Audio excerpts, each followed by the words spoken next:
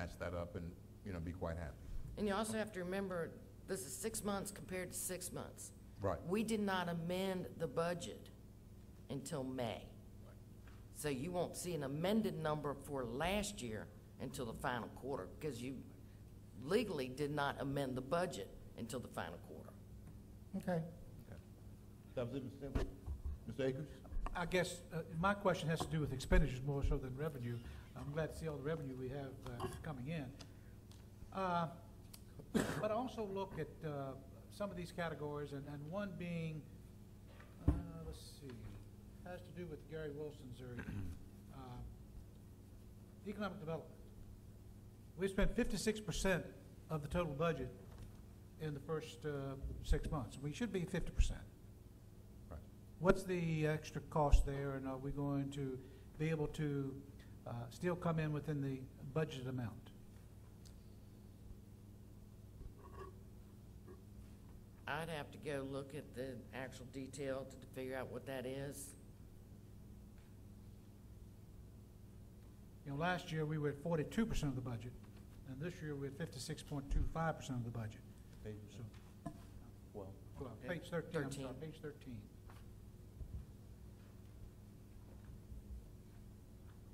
And so we need to start looking, and the reason I bring that up is because we need to start looking at the expenditures. Those are things we can control, so we need to start looking at them, and when we see we are out of sync with what we budgeted, we need to find out why and make sure we come within budget of at the end of the year and not be over budget at the end of the year, unless there's some really good reason for it to happen. I believe it has to do, I'll have to double check, but I believe it has to do with personnel cost and some of the last minute changes that were made when we adopted the budget, and they may not have been corrected in the budget. Oh. We were moving people from one place to another and splitting and then not splitting, and there were some issues there, but I'll double check that. Oh.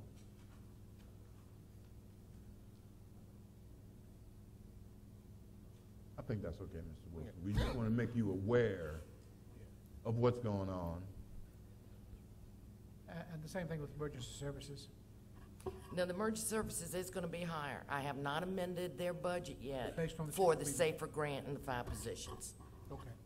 I tend to save my budget adjustments except for the ones required for the schools and do them all at one time. And also Commonwealth Attorney's Office and the Victim and Witness Program. They also have to do with several grants. So, okay, so we'll have the revenue to offset those. Okay. All righty, no more questions. Ms. Hatcher, thank you very much. I'm sure we will all look at this again and come up with ideas to make sure we stay in good, sound fiscal position. So thank you for your help. Mm-hmm. Okay, we have 2 first readings. Mr. Fincham. Mr. Fincham, is it at all possible that the traditional neighborhood development, especially since we had a whole bunch of developers come and tell us that we weren't doing any development, can we wait on that one for another week or so, if that's okay with you? Yes, sir. We actually have a meeting with VDOT either end of this week or first part next week. So I think we're close to addressing the issues that the comments they had from their last round of comments. So if we delay it a week, it will allow me to update the board on whether there are any outstanding issues with VDOT or not. Okay. So that would be fine. Would that apply to both of them? Yes, sir. Excellent. Thank you, Mr. Fincham. You have a wonderful evening now. No, I still have one more agenda item. Oh. Well, nice to see you, Mr. Fincham. You do have the parameters for the 2011 election redistricting, and according to your memo, you are saying that you needed more direction from the board or something to that effect. Yes, sir. This is actually just a follow-up from the initial presentation to the board back at your November 23rd meeting. Mm-hmm. At that time, we generally discussed some items for consideration by the board. And I just wanted to follow up with the board. Each board member has now made their appointments to represent your districts on the Redistricting Advisory Committee. In my memo of November 23rd, I identified some matters for consideration by the board as we go forward, and tonight's agenda item was simply to remind the board that some of these issues are outstanding and staff needs some direction from the board as we go forward. You know, for example, we talked about staggered terms. Is that something that the board wants to consider? That's not necessarily an item for the committee, but if in the process that's something the board wants to consider, then staff needs to be aware of that. There are guidelines on that set forth in the state code. There also is a proposed amendment to the state code that would add another option to consider. So, you know, staff just needs some guidance as to how you want to proceed with that item. We talked a little bit about the number of districts, 5, the 6-1 option. Staff needs some direction on that as well. I guess the good news is that the time frame, you know, we all recognize we were under a tight time frame. That time frame may be expanding a little bit. Ms. Moen indicated this evening that the General Assembly was considering moving the primaries to August 23rd. The original primary date that we were working under was June 14th. So the General Assembly, I think, understands the difficulties in meeting the June 14th deadline with their redistricting obligations, and any changes they make will benefit us as well. So we should know by next week, you know, what that disposition is going to be. The last date to submit bills, I believe, is the 21st. So we should know by the next board meeting, you know, what the status of that bill is, whether any other bills have been introduced to go ahead and go forward with redistricting in a shorter time period. We don't anticipate any, but we should know by the next meeting. Okay. Just those two things right now, Mr. Fincham? Yes, sir. And I guess one other comment would be, if the board does look at expanding the number of districts, you might want to appoint some at-large representatives, you know, outside of your 5 districts to also serve on the committee. We'll need to include the school board. Mm-hmm. Any affected minorities should be represented. You know, when you redistrict, you're affecting the school district boundaries as well. So they need to be in the loop or involved in the process as well. Okay, well, let's do a brief discussion. We're just gonna have a brief discussion, not necessarily come up with a resolution, but in this discussion, you'll probably get some direction. You can say the majority of the board or a few of the board members, or, you know, whatever that is. So the first thing is staggered terms, and, you know, me personally, staggered terms is fine, but I think whoever is staggered opposite of the regular county elections, when the sheriff and all the other constitutional positions are up, it is probably going to be the disadvantage, because the higher voting is always during those elections. I mean, the higher turnout. You know, either that or a presidential one. So if you were staggered and you ran last year, you probably didn't get as many people to the polls as you did the year before when the president ran, or 2 years before that when we all ran together.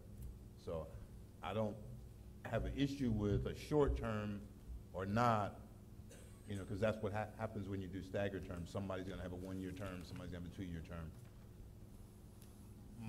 My problem with it is you're not all running when the other constitutional folks are running, and the election turnout may not be as high. Mr. Akers?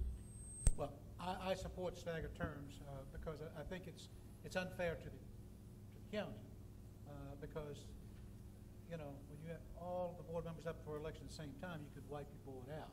Now, that's not to say that somebody new coming in cannot do as well as the sitting board, but I do believe there's some knowledge in the sitting board that will not be there should a whole new board come into place. So I think it's good that we have staggered terms, and I don't know how we determine staggered terms. I mean, can certain board members say, hey, I'm willing to take a staggered term? It has to be by draw. We drew lots, right? Oh. It's done statutorily, and there are a couple of procedures, but essentially the electoral board determines who has the shorter term seats and the longer term seats.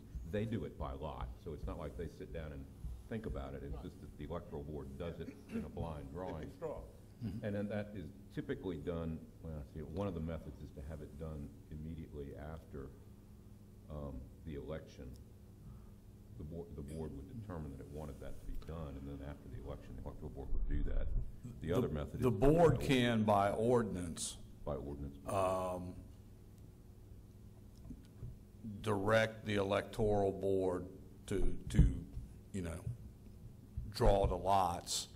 Not later, I believe it's not later than the last date that candidates can qualify for the election. So under that scenario, if the board said, okay, we want to know what the terms are prior to, you know, candidates declaring for office, then the electoral board would have to you know, draw straws prior to the last date that candidates can qualify.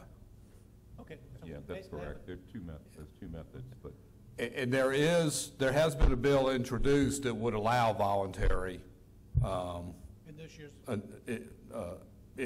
issuance of or issues, yes. but in this year's General Assembly, a bill has been introduced? A bill has been introduced. I did not have a chance to check on the status of that prior to tonight's meeting. But Again, I think staggered terms and is the most fairest way for the county. And we're probably one of the few counties in the area that does not have staggered terms. I think King George has staggered terms. King George did because they pick lots. Right. I And remember so, you know, Spotsylvania does, and Stafford does, and Fredericksburg City has them, and so, and I think even Hanover has staggered terms. They're not all at the same time. Okay, stop that one. Yeah. But what I'm saying is I just think it's best for the county. Jeff? Staggered terms? Staggered term is fine. Doesn't matter? Mr. Roselle? No, I hear both debates and, you know, I think there's a lot of merit to both. But at the same time, staggered term does sound like, you know, you could get a year where you lose the whole board, and then where the experience that you may need may not be there. I can see how that could be problematic, so. Okay. Seems interesting to me. People saying if they get rid of the whole board, they don't want experience, but that's another story. Well, that may be true, but. All right, Mr. Popowitz, I just want to give Mr. Fincham a feel for what the board is saying. No. Staggered terms, I don't have a heartache one way or the other. If we decide to do it, that's fine with me. I don't have any problem with it.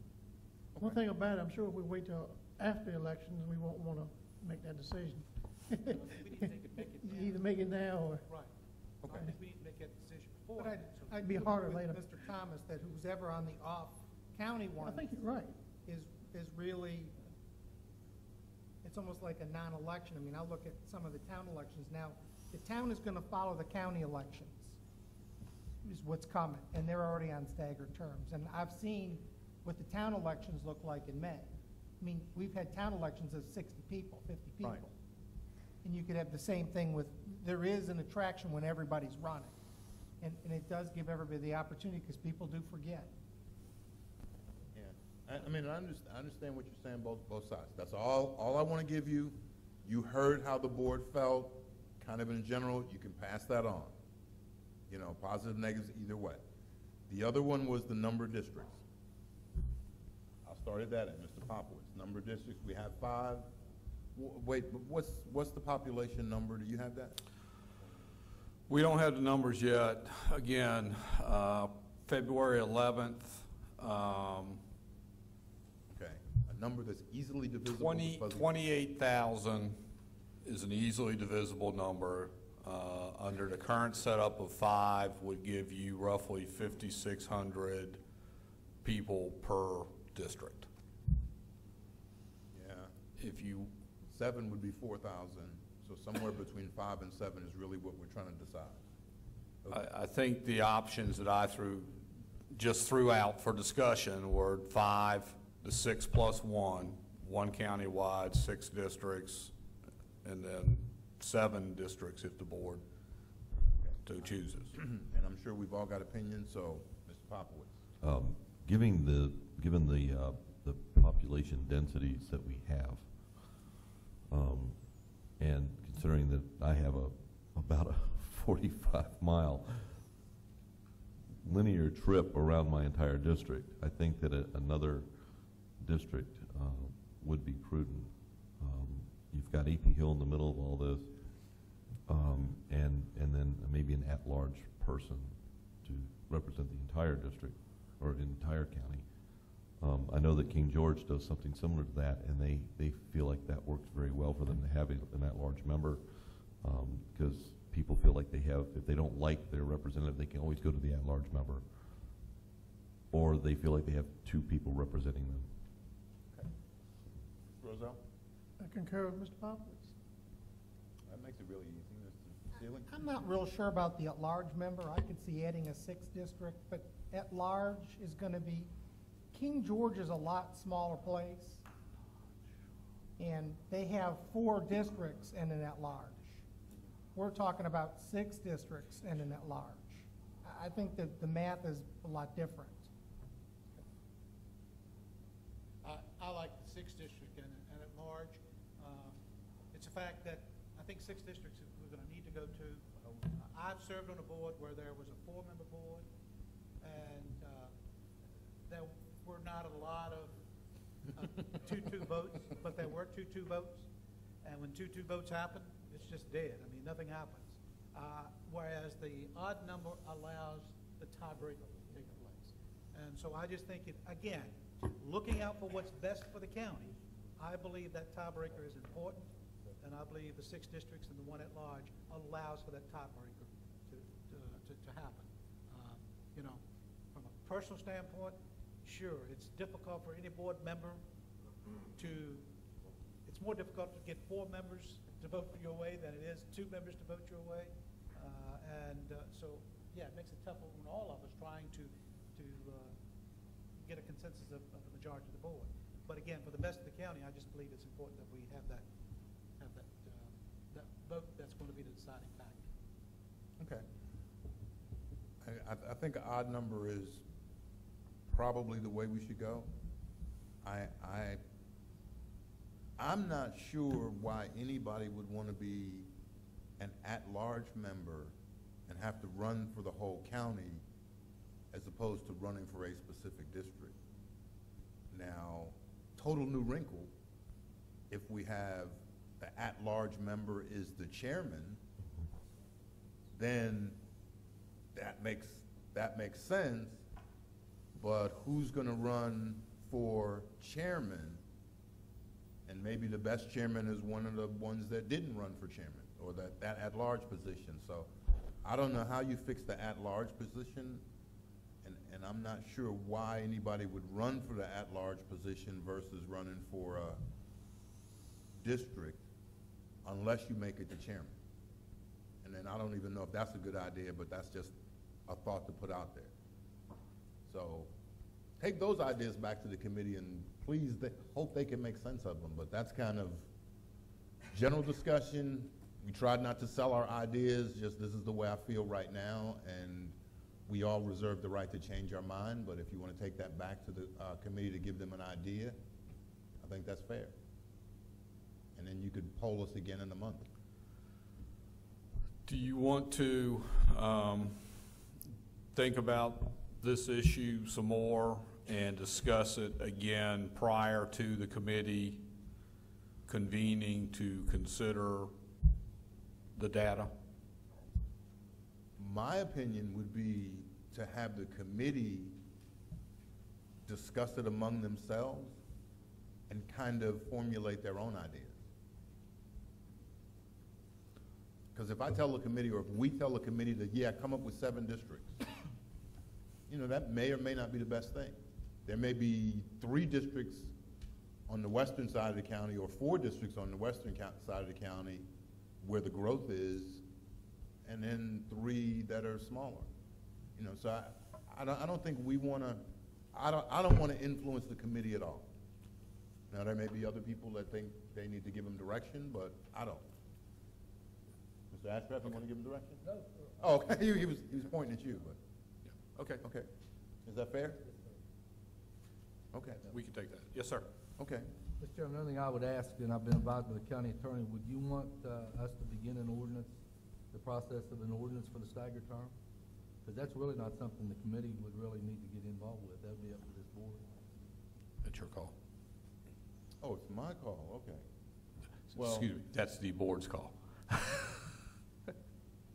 And I'm told that you could do it for the general election. Go ahead and do it. I think we're gonna discuss it some more. Well, go ahead and do it. So and go ahead and get that'll give ready us and, another chance to discuss it. Yeah, See when first reading might be appropriate. don't rush it, but go ahead. Okay. Because I have a feeling our next meeting is gonna be kind of thick. No, it wouldn't be in February. Okay. Okay. All right, Mr. Fincham, thank you. Mrs. Hall, how much time do I have? Oh, you changed it? You didn't trust me? Yeah, we talked a long time, so, okay. County Administrator's Report is our last agenda item before we go into closed session. Mr. Chairman, a couple pretty quick things. The Caroline Citizens for Historic Preservation, if you recall, the board entered into a lease agreement with this group the year before last. They had intentions of trying to find ways to raise money to repair the old jail, the historic jail. That was not fruitful, and that lease expired, and since then, others have looked at it, and it's now back in the county's responsibility.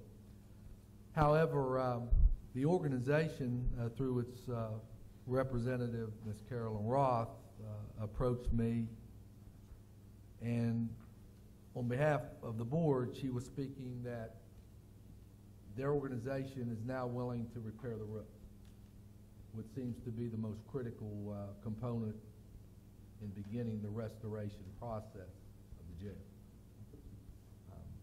So what I'm asking tonight is authorization for staff to receive quotes, bids, whatever we need to do. I don't think it's going to be the bid number that we have to get, so it could be 3 prices.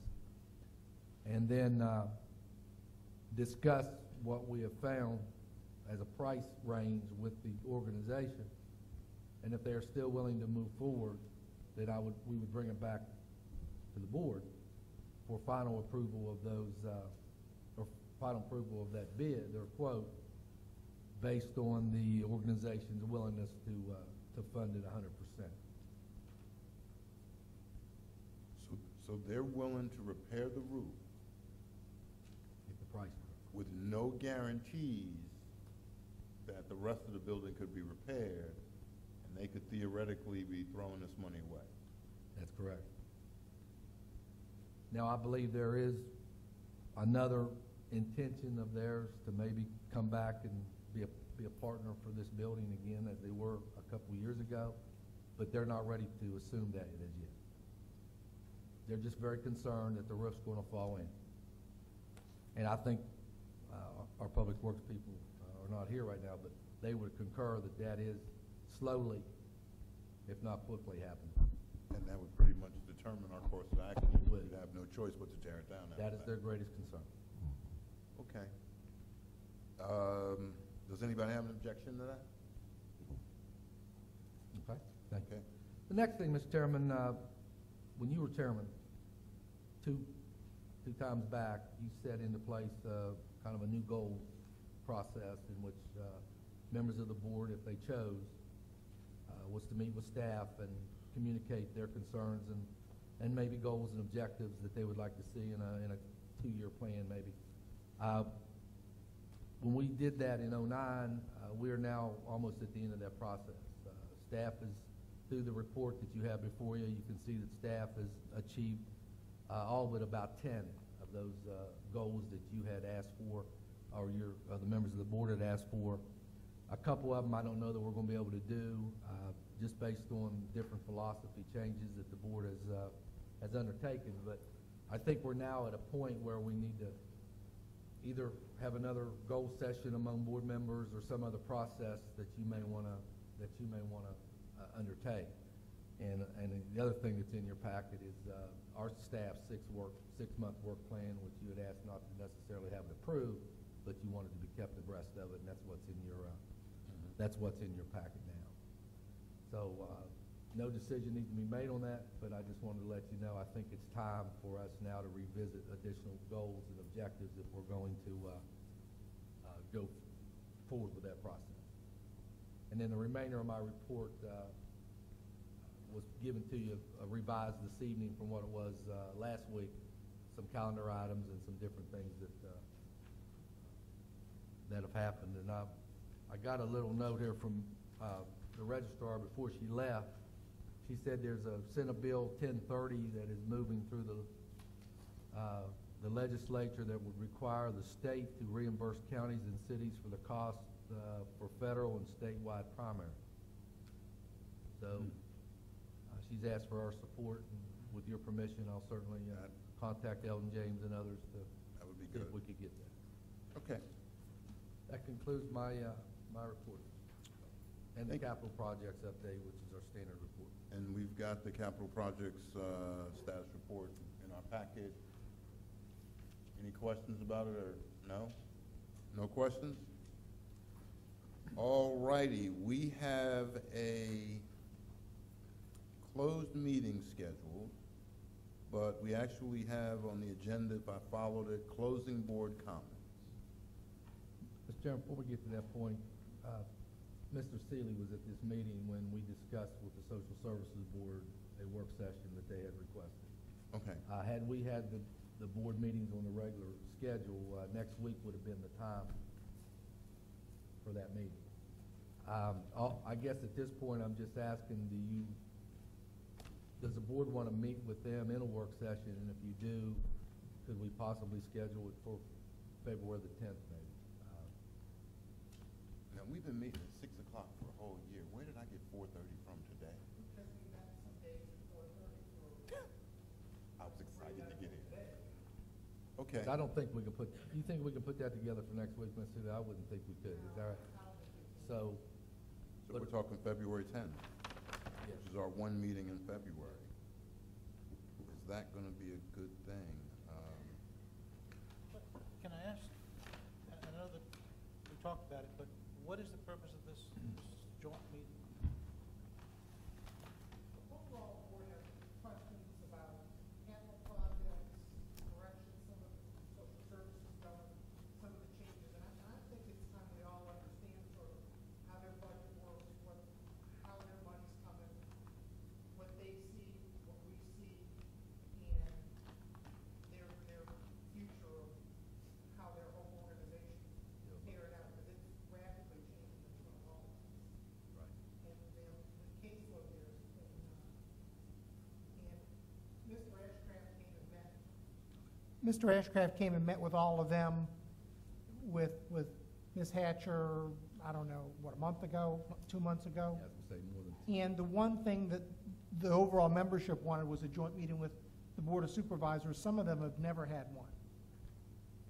And I thought it would be a good, and I don't know that it needs to be more than half an hour, 45 minutes, but to at least exchange some ideas and understand the processes that are going on there, because they're going to impact us.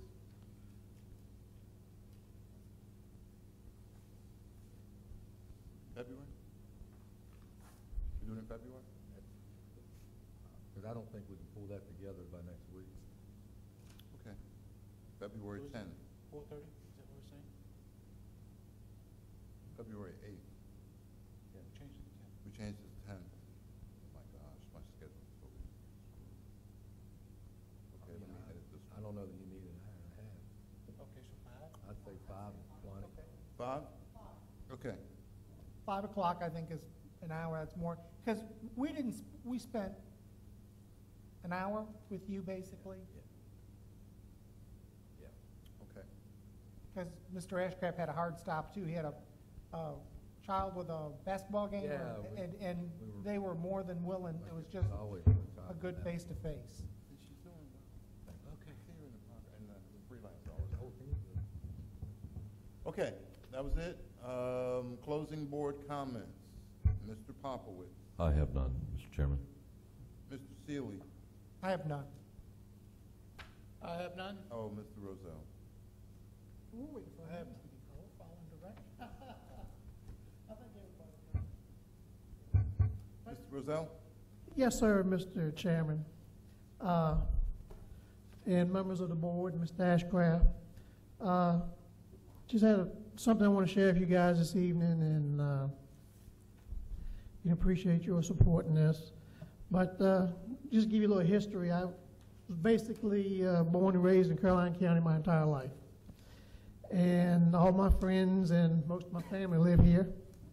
And I volunteered or worked for the people of Caroline County for about 30 years as a firefighter with the rescue squad, as a deputy sheriff, and for the last 11 years on the Board of Supervisors. And as a citizens of the Reed Church District, you elected me to do a job that I have worked very hard in representing my district in Caroline County that I love. And in working with our board, the Lord has allowed us to accomplish a lot all this time. Our quality of life issues are better. Economic development opportunities are fruitful, and Caroline is better positioned. Schools and public safety have strengthened.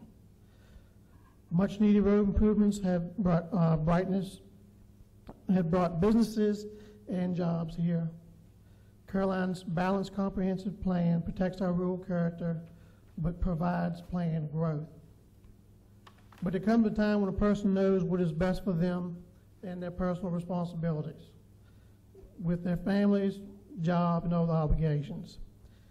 And over the past year, I find more of my time needed in areas that I cannot ignore.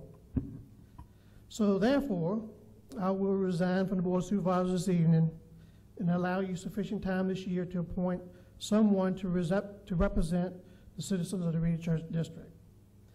I owe the citizens of Caroline, and specifically the Reed Church District, a great deal of gratitude for allowing me the opportunity to serve them and to meet so many great people in our region. I want to thank our board, our staff, our constitutional officers, and our employees for their hard work. Specifically, I thank my family and for their support, and I wish you all well. And may God bless you all, and I appreciate if you would accept my letter of resignation there, Mr. Chairman, and enjoyed working with you all very much. Mr. Akers. Closing board comments? Of your own, I'll take care of those. No, I have none. I have. Okay, I didn't necessarily have any closing board comments. Well, I did, but they're kind of back burner now. Mr. Rozell has tendered his resignation to the board. I could do what other people do and say we won't accept it, but I understand Mr. Rozell whispered to me a few minutes before during the break, and I understand his family needs and his family requirements and his, trust me, I understand your job requirements. But I do want to say that Mr. Rozell has served the board well. Mr. Rozell and I were on, before he was on the board meeting, we were actually on the worst airplane flight I'd ever had in my life. We flew from Chicago to Richmond, and we couldn't land in Richmond because the weather was so bad, and right after we couldn't land, the pilot said, I don't have enough gas to go anywhere else. So it was a very spiritual experience, and from that, Mr. Roselle and I had a special tie. Because we both survived, the plane didn't crash. We landed somewhere in North Carolina. I still don't remember where, but after that, Mr. Roselle got on the board, and that special tie continued, and I think he did a great job for the citizens of Reedy Church. So even though I don't want to accept this, I will accept it and pass it to the county administrator. We will not let you leave us quickly, though. We do appreciate the fact that you're going to give us time to find a replacement. So we do appreciate that, and Mr. Roselle, you will be missed. So we will continue on Mr. Ashcraft. My actual closing comments are we do need to have, as soon as possible, a joint school board meeting with the Board of Supervisors. There were several issues we needed to talk about other than, I guess in light of what we talked about today as far as a referendum for funding them, we need to talk about that. We also need to talk about the combined financials, which we were supposed to do. We also need to have some sort of financial planning meeting, which the county can talk about its finances, plus the builders that were here. And I know we've never done this before, or at least not that I know of, but I'd like to have an employee meeting where I talk to all the employees of the county as the chairman, as the board representative. I know you do that a lot, but I'd like to do that too. And I think we have some difficult days ahead and some tough decisions ahead, and I just wanted to thank the county employees, and I wanted to actually challenge them to do more with less, which is what they've been doing for the longest time, but to ask them if they could help us make the county better. And that could be just a half an hour lunch meeting here, there, or wherever. That could constitute for office. That could. Sometime before we do the State of the County address, which is next month. Okay. Oh, I was the reader before. May I have the resolution? Mr. Akers, you're now the reader. All right. Close meeting resolution for motion. I move that this board convene in closed meeting pursuant to the personnel exemption of section 2.2-3711.A.1 of the Code of Virginia to discuss personnel matters relating to the position of the Director of Utilities and appointments to office. That's my motion. Oh, second. Okay. Motion made by Mr. Akers, seconded by Mr. Seeley. Discussion on the motion. All those in favor say aye. Aye. Those opposed, nay. Motion carries. We're going to be in closed session. Mr. Roselle, would you clarify for us, you're resigning effective immediately? But you... Hmm? But you... No. We're on? We're on. Okay. We'll just certify based on the, okay. The board is returning from closed session. We have actually no action items from the personnel closed session, but we do need everybody to certify that what we discussed in closed session was what we went into closed session. Mr. Popowitz was here for the first part of the closed session, so would you certify to that part? Yes, sir, I will certify to the first part of the closed session. Thank you, Mr. Popowitz. Mr. Seeley, Mr. Akers, and myself were here for the entire one, so Mr. Seeley, do you certify? I so certified. Mr. Akers, do you certify? And I so certify. So that would conclude the agenda for this evening. Motion to adjourn by Mr. Akers, second. Second? All in favor, aye. Aye. We stand adjourned. Thank you, gentlemen.